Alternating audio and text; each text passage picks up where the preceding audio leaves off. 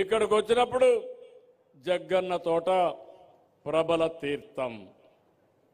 ఇది శతాబ్దాలుగా కోనసీమ ప్రజల భక్తి విశ్వాసాలు గౌరవిస్తూ జగ్గన్నపేట ప్రబల తీర్థాన్ని రాష్ట్ర పండుగగా జరపాలని నిర్ణయించాను. నిన్నే కేబినెట్లో నిర్ణయించాను.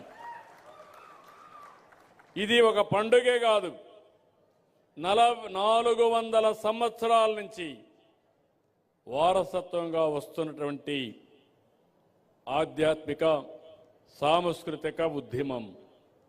ప్రతి ఏటా కనుమ పండుగ, నిన్నటి వరకు న్యూ ఇయర్ అయింది, రేపు సంక్రాంతి వస్తూ ఉంది.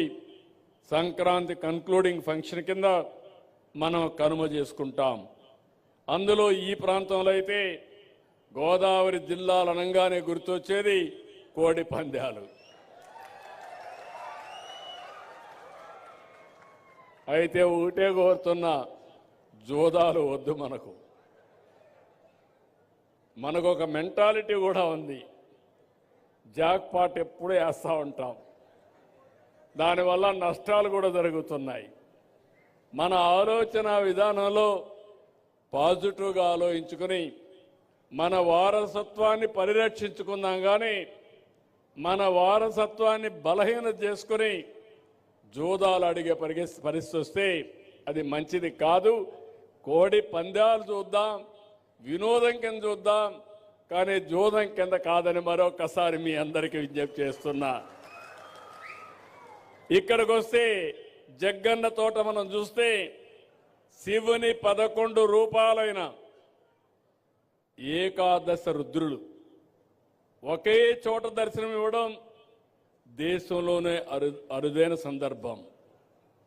వాడపల్లి విశ్వేశ్వర ప్రభలు, కాట్రేనికోన మహేశ్వర ప్రభలు, భీమవరం త్రయంబక ప్రభలు, నల్లజర్ల త్రిపురాంతక ప్రభలు, నేదునూరు శ్రీకంఠ ప్రభలు, ముమ్మడివరం కాళాగ్ని రుద్ర ప్రభలు, మొగల్తూర్ నీలకంఠ ప్రభలు, పాలకొల్లు మృత్యుంజయ ప్రభలు, గంగాలకురు అగ్రహారం సర్వేశ్వర ప్రభలు, గంగాలకురు సదాశివ ప్రభలు, పుల్లేటి కుర్రు శ్రీముఖేశ్వర ప్రభలు.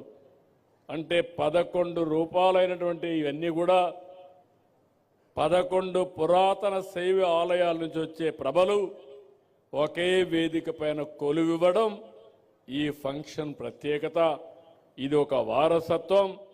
ఇది కూడా ప్రభలు మోసుకుంటూ భక్తితో కౌశిక నది దాటి ఊరేగింపుగా మహా అద్భుతంగా వచ్చి దగ్గర మీరు చూస్తే ఇది ఒక ఆచారం కింద కాకుండా శివభక్తి, ప్రకృతి, ప్రజల మధ్య ఉన్న బంధానికి ప్రతీక.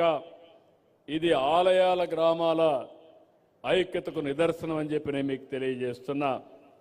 ఇలాంటి అరుదైన ఏకాదశ రుద్రులు సాంప్రదాయాన్ని రాష్ట్ర పండుగ గుర్తించడం ఇది ఒక చరిత్ర, ఎంతో ఆనందం.